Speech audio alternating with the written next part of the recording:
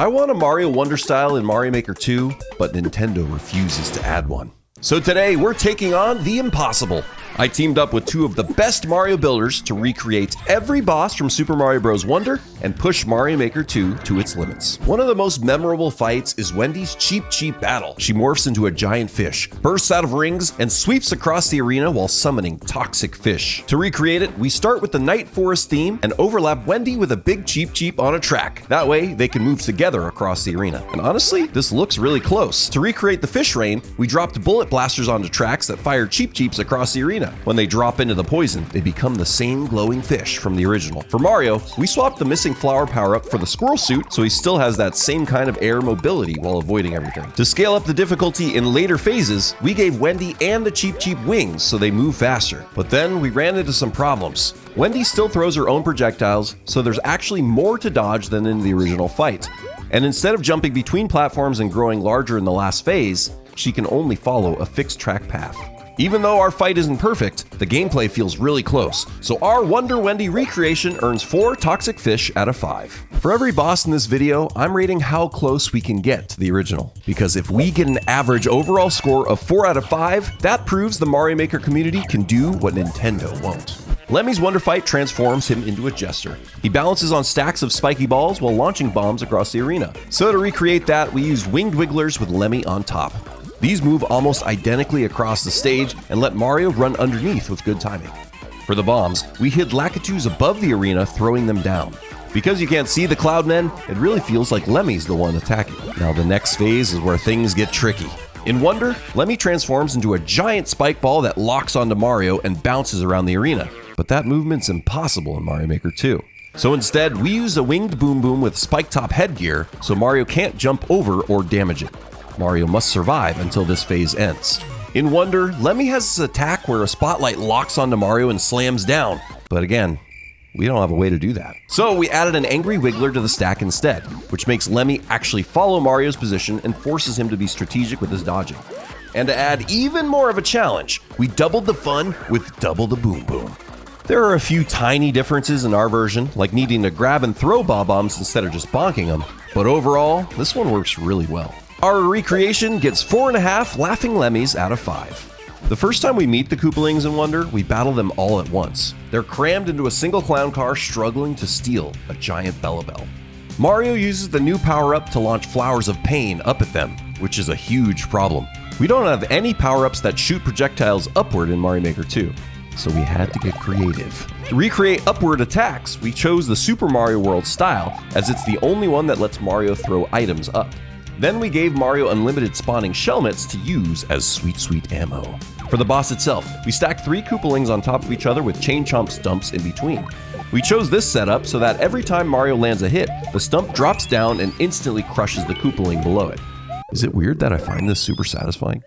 We originally tried using all 7 Koopalings like the real fight, but it was way too chaotic with projectiles flying everywhere. Instead, we stuck with 3 Koopalings, hoping it would feel closer to the original gameplay. For the second phase, we gave Wendy wings at the bottom of the stack, which makes the whole stack and clown car move faster. It works, but something about our clown car fight feels off. So this one only gets 2.5 clowns out of 5, and man, that one hurts. If we want to keep our average up, we're going to need to lock in from here. Roy's Wonder Fight turns him into a ghost boss that summons falling fish bones, blue fireballs, and the coolest booze you've ever seen. And to damage him, Mario uses this weird vase that automatically fires projectiles. We had to put our juicy brains to the test for this one. To make Roy float, we gave him a Lakitu cloud. For the falling fish bones, we used the Airship Night theme so enemies behave like they're underwater without affecting Mario. Then we spawned fish bones from pipes in the ceiling so they rain down and charge towards Mario. For the fireballs, we just let Roy use his normal projectiles. They may be pink and not blue and they don't fall straight down, but come on, it's close enough. The vase mechanic doesn't exist at all, so instead Mario has to chase down a red Yoshi egg, break it open, and use Fire Yoshi to spit 3 fireballs at once. Surprisingly, this works really well. It takes a good number of hits and it really feels like you're wearing Roy down over time. Original Wonder Roy slams down a giant pirate ship onto Mario, where he scrambles to find somewhere safe or becomes a pancake. For For some reason, huge crushing pirate ships aren't in Mario Maker, so we had to build our own. We used bullet blasters and moving platforms to get the same mechanics and feel. In the later phase, we add winged boos moving around the arena to increase the pressure. The only small issue is that our boos only move when Mario's looking away, instead of following a set path like in Wonder. This whole fight is just really fun, and it feels super close to the original. So this one gets 4.5 cool boos out of 5. Iggy's Wonder Fight turns him into a weird rotten flower that commands an army of piranha plants. Iggy's plant minions cover the sides and ground of the arena. Some ground piranha plants are bouncy, while others try to take a bite out of the red plumber. So to recreate that, we lined the walls of the arena with piranha plants connected to hard blocks to match that same intense feeling. To make some of them bouncy, we put note blocks on top. Now they actually spring Mario upward without hurting him like in the original. Wonder Iggy shoots 2 different kinds of projectiles. The first one's little watermelon type seeds that knock Mario back, and the next one are bigger acorns that damage Mario. For our version, we use cannonballs as the smaller seeds, while Iggy's magic attacks act as the bigger acorns. And instead of the flower power-up, we gave Mario the squirrel suit so he has that same kind of air control to dodge everything. To make the fight feel faster, we also placed POW blocks under Iggy so you don't have to bounce on him 3 times in every phase. As the fight goes on, we ramp things up. We add more piranha plants at different heights and increase the projectile size. We even recreate Iggy's head rising and falling by using floating platforms. In the final phase, we add winged piranha plants that jump up and bite, which actually feels really close to the original. Of course, there are some limitations. We can't make Iggy burrow underground and pop back up, and the projectiles don't behave exactly the same, but honestly, those don't really change how the fight plays. So overall, this one works really well and it earns 4 rotten bouquets out of 5. At the end of the first airship level in Fluff Puff Peaks, Mario faces off against the Bowser Generator, a giant machine that spits out bob-ombs while giant hammers try to smush Mario. In this one, we were actually able to recreate almost perfectly. We used conveyor belts and bob-ombs just like the original, along with skewers to mimic the giant smashing hammers. We built Bowser's face out of bullet blasters on a moving platform, so it looks like the generator is opening and closing its mouth. To defeat it, Mario ground pounds on an on-off switch just like hitting the button, but in our version, that triggers the bob-ombs to explode and gives Mario a key to escape. There are a couple of small differences here. Bob-ombs don't sit still on conveyor belts in Mario Maker 2, and we can't reverse the conveyor belt at hyperspeed, but honestly that's really a cutscene anyway. So really, those issues are just being nitpicky, and this recreation feels almost identical. I'm proud to say this recreation scores 5 skewers out of 5. This is exactly what we needed. If we can keep this up, hitting a 4 might actually be possible. Bowser Jr. has so many fights in Mario Wonder, most would say too many. But the first we're covering is the Fluff Puff Peaks battle. The fight is all about movement. The ground rises and falls, changes between slippery ice and sticky honey, and Bowser Jr. can actually hide inside the platforms and pop out to attack. Goombas appear and Jr. launches a chomping bandana. So there's a lot for us to try to figure out here. To recreate the moving ground, we use bullet blasters on top of rising and falling platforms, so it feels like the floor is shifting under Mario. We transition from a regular arena into the Snow Knight theme to give everything that slippery feel. We add Goombas dropping in from pipes and use Bowser Jr.'s normal projectiles to act as the chompy bandanas. But the coolest part of this build is how we made Bowser Jr. hide in the platforms. Bowser Jr. in Mario Maker 2 can't do anything like that. So instead, we came up with a huge brain move. We swapped him out for Roy. Roy is the only boss that can burrow into platforms and pop back out, so it's the only way we could recreate the mechanic. Of course, there are other limitations. We have no way to make platforms sticky, and we can't change the arena mid-fights.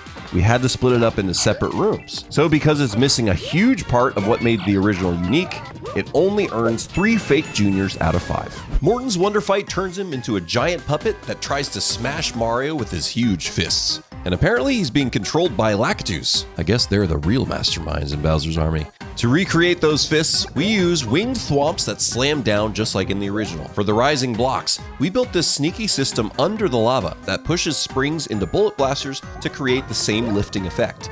Then, for the spike ball phase, we had Morton ground pound to stun Mario and use 3 large spike balls on tracks that move across the arena. Mario has no choice but to use the blocks and jump over them like in the Wonder Fight. We reused the rising block setup and adjusted it between phases so the fight gradually gets harder and doesn't feel predictable. But this one had a lot of problems. We obviously can't have a giant Morton in the background, so we settled for some pixel art. And instead of that pulley system where Morton hits himself, we created a workaround where Mario climbs up and bonks blocks to eventually trigger the next phase. We came up with a clever dry bone system to detect when all blocks have been hit. Once the enemies on the blocks are cleared, the dry bones walks across and activates a P-switch to move the battle forward. We couldn't nail the spike balls either. Ours are not big enough, and they don't behave the same way when Morton slams the ground. So while there are some cool ideas here, this one just doesn't come together as cleanly because of the lack of tools in Mario Maker 2. So our Morton gets 3 Mastermind Lakitus out of 5. After this one, I was starting to wonder if some of the bosses are just impossible to make.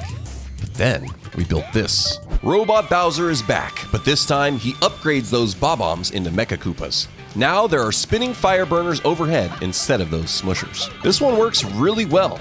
We basically took everything from our first recreation and swapped in those Mecha Koopas. Then we used fire bars to mimic the spinning fire burners. There's still a couple of small issues. The Mecha Koopas walk when they should stand still, and our conveyor belt doesn't reverse when we hit the button, but those don't really change anything about the fight. This recreation works great and feels like the real thing, so this Bowser generator earns 5 fire bars out of 5. Now we're back on track, but we still have a long way to go. Ludwig's Wonder Fight is the coolest boss battle in any 2D Mario game. Yeah, I said it. He creates a massive storm on the battlefield, controlling the wind, shooting lightning, and spawning clone wigs.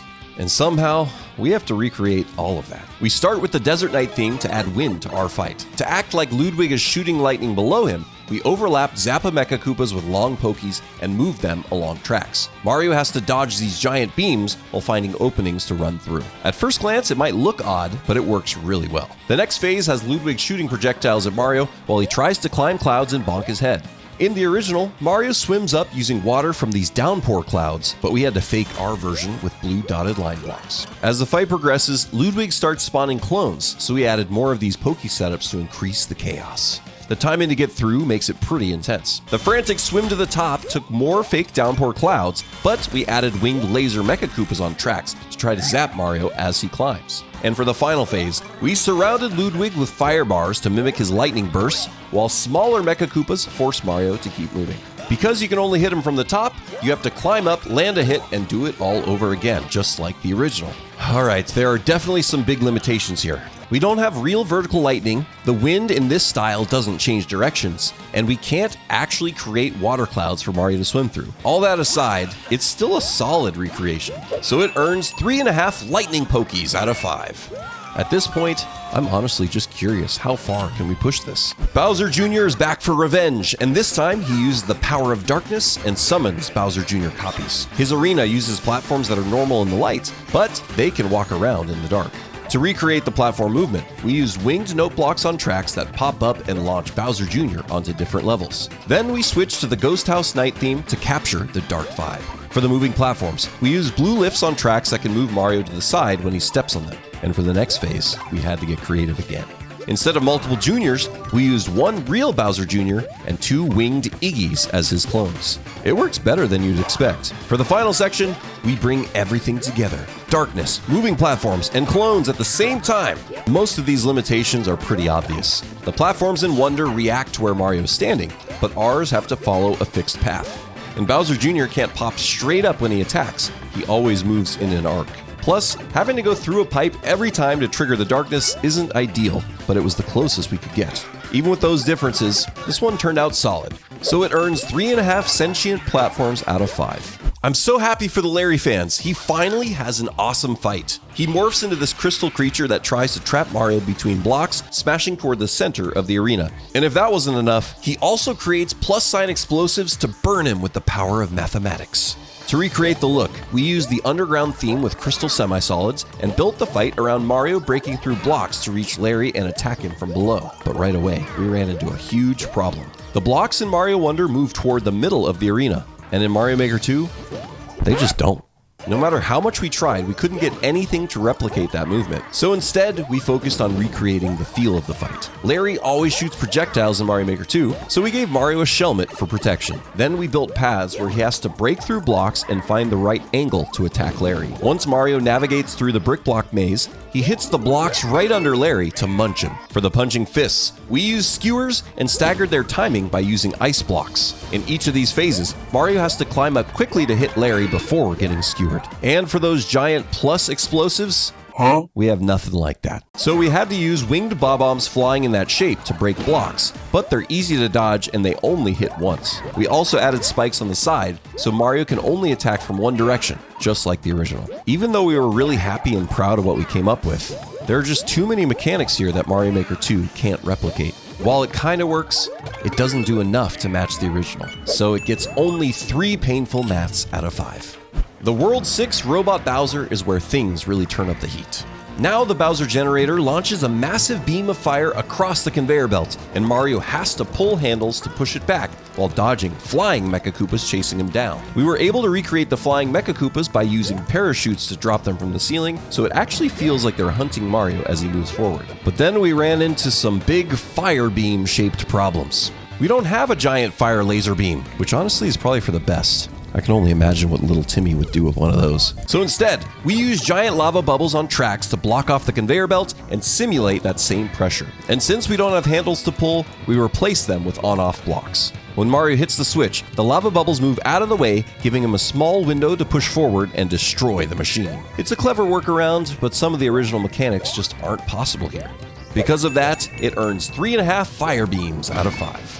That was close, but now I'm worried about what's coming next. The first Bowser Jr. fight in Wonder is built around size changing. Both Mario and Bowser Jr. can grow and shrink, completely changing how the fight works. He can also hang from the ceiling and slam down with ground pound attacks. Right away, there are tons of issues here. None of those things exist in Mario Maker 2, so we had to do our best to fake it. We used winged platforms on tracks to let Bowser Jr. reach the ceiling, where he can spit fireballs and drop down to attack Mario. Then in the next phase, we made him bigger with a mushroom and added note blocks to give his shell spin a bit more bounce. And that's about as close as we could get. The core idea of this fight just isn't possible.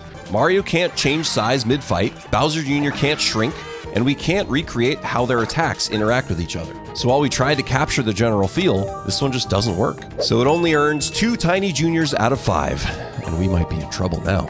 But let's give Junior one last shot by recreating his water battle next. This time, Bowser Jr. swims through liquid, constantly changes the water level, and creates other hazards for Mario to deal with. To recreate it, we use the forest theme since it's the only one that actually lets us control water levels in Mario Maker 2. Right away, we set the water to match the original and use note blocks to make it feel like Bowser Jr. is swimming upward. We also add spikes along the floor so Mario has to be careful where he lands, just like in the Wonder fight. And to keep the pressure on, we add Cheep Cheep swimming across the arena, so you have to constantly think about your positioning. Overall, the feel is there, but this one has some obvious limitations. We can't place water exactly where we want, so we had to fake it using tracks and moving platforms. And we also can't separate water levels, so instead of having water only in part of the arena, it has to cover everything. Plus, compared to the smooth movement in Wonder, our Bowser Jr. feels really slow and clunky. So even though it's better than the last Junior fight, it still doesn't get us all the way there. This recreation earns 3 impossible water orbs out of 5. And so it all comes down to this. If this last fight delivers, we might actually have a shot at a 4. Castle Bowser is a rhythm boss fight with many different phases. Mario uses platforms synced with the music to jump up, crush his hands, and slam Bowser's chin.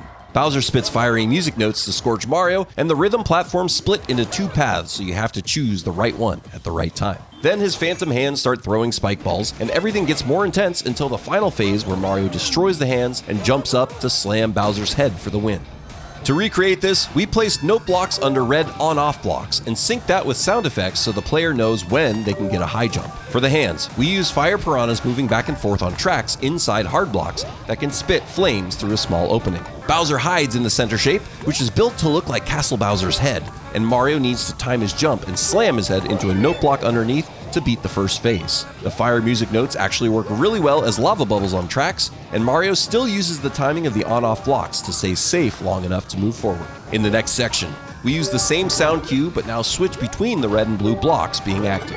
Then we add wings to the lava bubbles and have both red and blue blocks switching the ground underneath Mario.